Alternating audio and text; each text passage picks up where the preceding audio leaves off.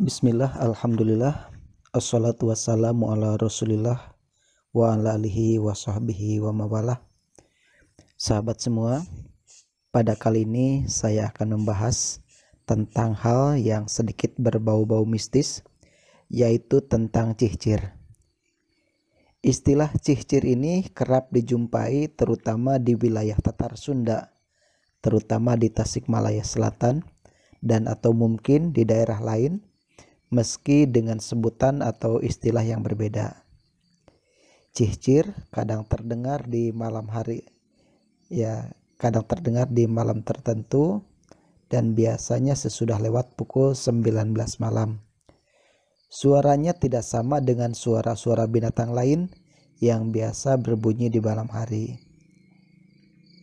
Bunyi suaranya biasanya cerit antara 2 atau 3 kali dan secara beraturan. Hal yang unik dari cihcir ini, biasanya suaranya terdengar berawal dari kejauhan, lalu mendekat dan akhirnya berbunyi di sekitar rumah, seperti mengelilingi rumah, dan akhirnya menjauh kembali, bahkan akhirnya suaranya menghilang. Tentang cihcir, di kalangan masyarakat banyak pendapat. Ada yang percaya bahwa cihcir itu simbol arwah leluhur yang sudah meninggal atau khodamnya yang sengaja menjumpai keluarga, kerabat atau sahabatnya untuk meminta didoakan agar dosa-dosa dia yang sudah meninggal itu diampuni oleh Allah. Ada juga yang berpendapat bahwa cihcir itu diutus oleh orang yang sudah meninggal untuk melihat bagaimana perilaku keluarga, kerabat karibnya yang masih hidup, agar dia tidak terlena dengan urusan dunia hingga urusan menjelang kehidupan akhir dilupakan. Sebagian masyarakat beranggapan itu mitos, tahayul, dan tidak ada dasar sama sekali dalam ajaran syariat agama. Dan bahkan sebagian lain berpendapat, sebagian lain sama sekali tidak berargumen tentang cihcir ini, bahkan katanya tahu pun juga tidak tentang cihcir ini. Bagi orang yang percaya bahwa cihcir itu jelmaan atau utusan dari orang yang sudah meninggal, maka dikala mendengar suara cihcir, mereka spontanitas membaca surat Al-Fatihah, surat-surat pendek dari Al-Quran dan doa-doa lain, hingga suara cihcir itu menjauh atau hilang. Di antara mereka ada yang punya pengalaman, katanya dia sempat bermimpi bertemu dengan yang sudah meninggal, bahkan katanya berkali-kali. Lalu ketika terjaga dia mendengar suara cihcir, maka dia pun percaya bahwa cihcir itu jelmaan arwah yang ada dalam mimpi tersebut. Mengapa mereka begitu percaya tentang cihcir? Meskipun mereka tidak mendapatkan penjelasan yang kuat atau penjelasan yang nyata tentang hal itu.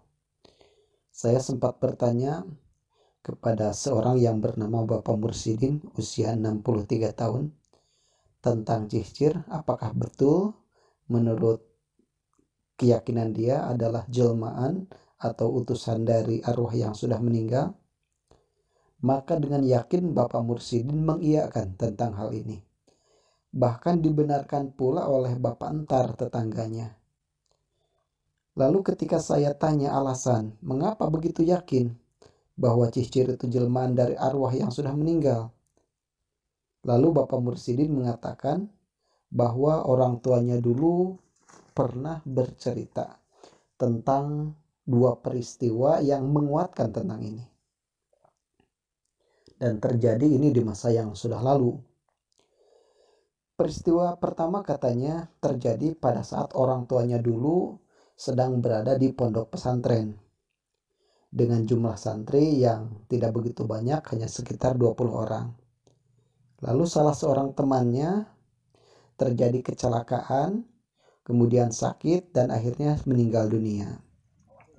Semua santri berkabung dan sekaligus agak takut Sebab santri yang meninggal itu dikenal sebagai santri yang suka usil kepada teman-temannya. Pada malam ketiga setelah selesai tahlilan di pesantren, sebagian santri sudah biasa menuju ke rumah Bi Ipah. Bi Ipah itu adalah katanya tempat para santri untuk makan, apalagi kalau tidak sempat masak atau sekedar untuk membeli jajanan itu sebelum mereka tidur. Ketika mereka sedang di rumah Bi Ipah, tiba-tiba terdengar suara cicir di sekitar rumah Bi Ipah tersebut. Maklum, santri yang sedang cukup sudah bersenda gurau, sedang cukup-cukupnya suka bermain-main, lalu salah seorang santri berkata, "Jika cicir ini si Pulan," dia menyebutkan nama temannya yang meninggal dulu itu, yang meninggal beberapa hari yang lalu, "agar pindah ke jendela," katanya. Lalu suara cicir itu betul pindah ke sekitar jendela. Bukannya takut, malah ditimpal dengan santri yang lain, katanya. Salah satu santri yang lain berkata pula, "Jika cicir ini si Pulan," sama menyebutkan nama temannya yang meninggal itu, "agar pindah ke atap rumah," katanya. Dan serta-merta suara cicir itu pun juga pindah ke atas rumah itu. Bahkan itu berulang-ulang, bahkan berkali-kali sampai mereka itu sambil tetap bersenda gurau. Lalu tiba-tiba yang terjadi adalah yang sangat mengerikan dan menakutkan, bahwa ubin rumah Bi Ipah yang terbuat dari bambu, yaitu dari bambu yang diiris, biasa itu zaman tempo dulu itu sebelum dengan papan dari kayu, tiba-tiba seperti ada yang mendorong sampai semuanya bertumpukan. Lalu tiba-tiba dari kolong rumah Bi Ipah tersebut muncul satu tangan yang sangat putih, yang pucat pasi, lalu melambai-lambai, katanya. Seperti melambai-lambai dan seperti juga akan mencengkram. Dan pada saat itu semua santri menjadi sangat ketakutan, pingsan, bahkan sebagian, dan semua menjerit. Dan hal itu katanya tidak terjadi terlalu lama, dan pada akhirnya tangan itu pun juga yang terlihat oleh mereka itu menghilang kembali. Itu peristiwa pertama, katanya. Makanya Pak Mursidin sangat meyakini bahwa cicir itu betul-betul jelmaan daripada itu. Peristiwa yang kedua, katanya, dulu juga ayahnya bercerita, ayahnya Bapak Mursidin, bahwa dulu katanya ada seorang yang suka berjualan gula keliling, katanya dulu itu.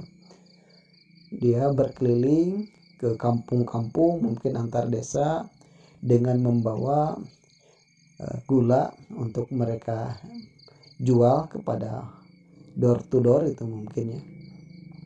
Lalu menjelang petang, sekitar sesudah maghrib, katanya dia tiba di salah satu rumah. Di sana ada seorang perempuan yang masih seperti gadis, katanya. Dia itu langsung berkata, katanya, "Mang, saya mau beli gula," katanya. Maka orang yang penjual gula tersebut itu merasakan ya cukup bahagia, sebab seharian itu memang belum ada yang membeli itu, katanya. Namun kata gadis tersebut, katanya, "Tapi Mang, saya tidak punya uang," katanya. "Untuk uangnya ikuti saja saya ke rumah orang tua saya," katanya. Maka dia menyimpan gula tersebut di rumah anak gadis tersebut atau anak remaja tersebut, perempuan itu. Kemudian dia mengikuti si anak perempuan tersebut menuju ke rumah yang katanya rumah orang tuanya karena tidak terlalu jauh, katanya. Lalu diikuti. Kemudian anak tersebut tiba di sebuah rumah. Lalu dia memanggil orang tuanya, memanggil mama, bapak, kan itu berkali-kali, katanya, sambil mengelilingi rumah tersebut dan diikuti oleh pedagang gula tersebut. Namun anehnya katanya dari dalam rumah itu tidak ada yang menyahut. Bahkan yang terdengar adalah orang yang sedang membaca ayat-ayat Al-Quran. Bahkan setiap suara itu terdengar, maka di dalam itu membacakan bacaan-bacaan ayat Al-Quran dan berdoa. Ternyata di dalam itu adalah ada acara seperti acara sedang tahlilan. Maka tiba-tiba katanya anak gadis tersebut itu hilang dari pandangan tukang gula tersebut. Sampai-sampai pedagang gula tersebut menerobos masuk ke rumah tersebut dalam keadaan yang sangat ketakutan. Lalu setelah dia ditanya, karena dia itu orang asing, kemudian dia bercerita bahwa dia itu adalah sedang berjualan gula. Tiba-tiba ada seorang gadis yang ingin membelinya, tapi dia tidak punya uang. Lalu sesudah itu orang tersebut didiamkan di rumah tersebut, dan keesokan harinya dia oleh orang tuanya diantar. Ternyata diantar ke tempat dia di mana menyimpan gula. Ternyata gula tersebut berada di sekitar batu nisan kuburan anak gadisnya yang baru meninggal beberapa hari itu. Dan itulah mengapa katanya Bapak Mursidin sangat menyatakan yakin bahwa Cicir itu betul-betul jelmaan atau utusan dari orang yang sudah meninggal dunia. Nah, itu di antara dua cerita Bapak Mursidin. Kemudian saya bertanya, apakah ada penjelasan dari ulama atau ustadz yang menjelaskan tentang itu? Lalu dia katanya tidak tahu saja katanya. Tidak tahu saja, yang jelas dia punya keyakinan, kepercayaan tentang seperti itu. Dengan adanya cerita seperti dari Bapak Mursidin tadi, dapat kita simpulkan bahwa di tengah-tengah masyarakat kita, seperti di Tatar Sunda terutama dan mungkin di tempat yang lain, ini ada sebagian yang percaya bahwa Cihcir itu jelmaan atau utusan dari arwah yang sudah meninggal dunia untuk meminta didoakan dan melihat keadaan sanak keluarganya yang masih hidup. Dan sebagian ada yang berpendapat dan percaya itu hanyalah mitos, tahyul, dan mereka meyakini bahwa orang yang sudah meninggal ketika amalnya baik, maka dia akan ditidurkan di tempat dan ditempatkan di Riyadul Jannah atau taman-tamannya surga. Dan jika dia penuh atau berlumur dengan dosa, maka akan mendapat azab di dalam kuburnya. Lalu bagaimana pendapat Anda? Menurut hemat saya, percaya bahkan yakin terhadap satu hal yang tidak berdasar pada ajaran agama, maka sebaiknya ditinggalkan. Namun, jika mendengar suara Cihcir, lalu tiba-tiba spontan membaca ayat-ayat suci Al-Quran atau doa-doa, bahkan ingin berbuat lebih baik dan meninggalkan hal yang buruk karena merasa didatangi atau dipantau oleh orang leluhur kita yang sudah meninggal, maka itu dipandang hal positif. Asal jangan menjadikan keyakinan bahwa Cihcir itu jelmaan dari seseorang yang sudah meninggal dunia itu. Sebab tidak ada dalil atau dasar keterangan yang menjelaskan tentang hal itu.